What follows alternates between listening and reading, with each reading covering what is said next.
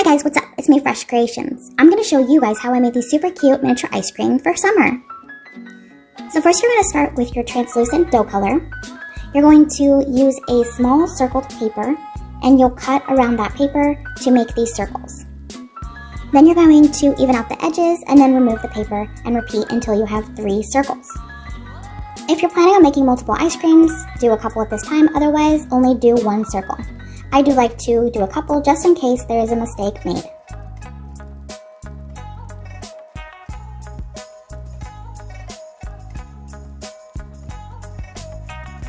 For the waffle, I just used a little stamp that I made with polymer clay.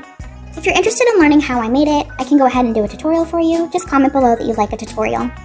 But you're just going to take a 1-inch thick amount of clay and then cut lines one way and then flip it and cut lines the other way, making squares. It's good to use an X-Acto knife or something with a little bit of thickness. Then you just take some baby powder and you push it right in to the clay. After you've done all 3 of them, or however many you're going to do, we're going to start adding our baked look. I always like to start out with a yellow. I do use a smaller brush at first just to help soften those lines from the mold. I'm going to go ahead and speed this up while I add the rest of the yellow to the other 2.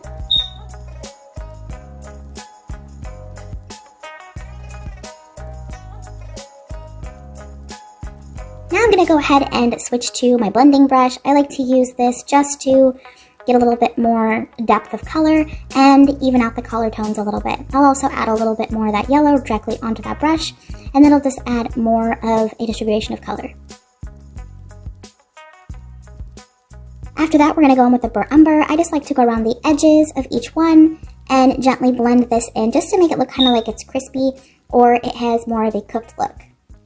I'm going to speed this up a little bit and I'm going to add it a little bit more around. Then I like to go back in with my yellow and hit it again with the color. This just helps add a nice blend of color. Then I go in with that burnt umber again and I just add little dabs. And I'm also going to add a little bit of orange just to give it more of a depth. Now that we've done the orange, we can go ahead and start blending it out. I'm going to go a little bit faster here. Now, if you notice, one of them I did mess up on, and that was while I was using the mold.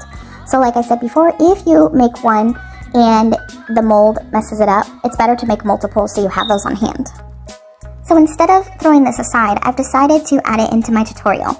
So what I'm going to do here is I'm going to not blend out my color on one, and I'm going to make kind of a mucky mess, just to show you what happens if you don't blend out your color. I'm going to do exactly the same thing that I did on the other ones, I'm just not going to blend out.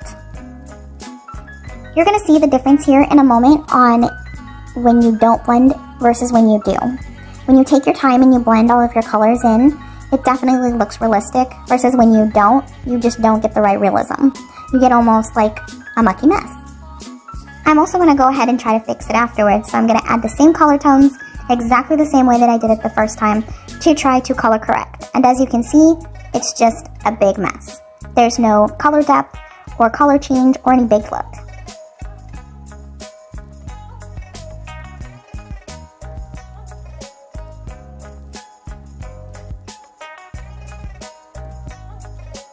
Now we only have 2 waffle cones. Like I said, this is why you want to make sure that you do an extra. But basically what you're going to do is take something triangle or cone shape and wrap it around it. Then you're just going to take your liquid polymer clay or your oven baked clay adhesive and you're going to rub it on the edges.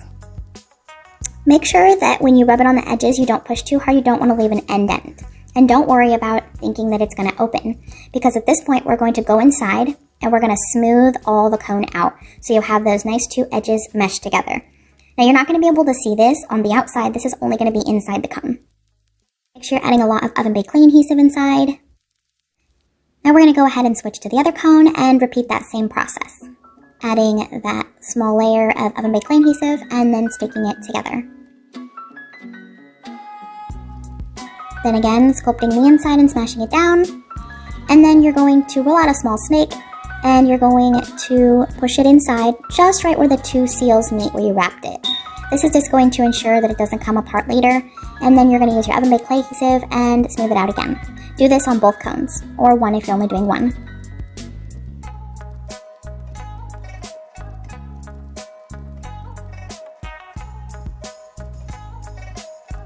Now you can set them aside and bake them. Here comes the fun part. It's time to decorate your cone. At this point, you can decorate your cone however you would like to, but I'm going to go ahead and use vanilla and chocolate. Since I made 2 cones, I'm going to go ahead and use the chocolate one so I have it for my next video for you guys. I'm only going to show me doing the chocolate here because the vanilla is really hard to see on camera.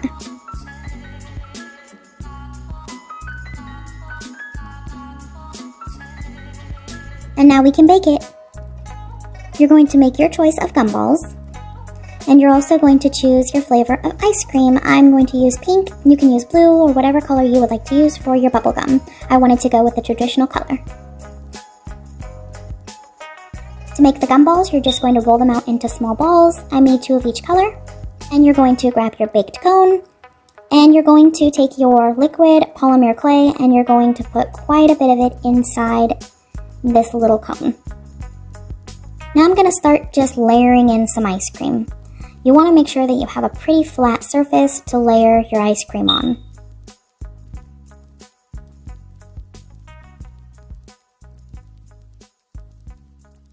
Once you get to that flat surface, you're going to put some more of that liquid polymer clay, and you're going to stick a big clump of ice cream right on the top.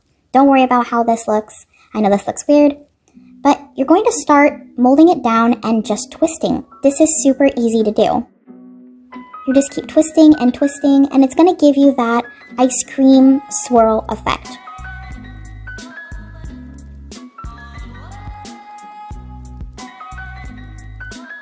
When you get towards the top, you're going to just pull up and then twist down, and that's it. Now you're going to go ahead and put your gumballs inside.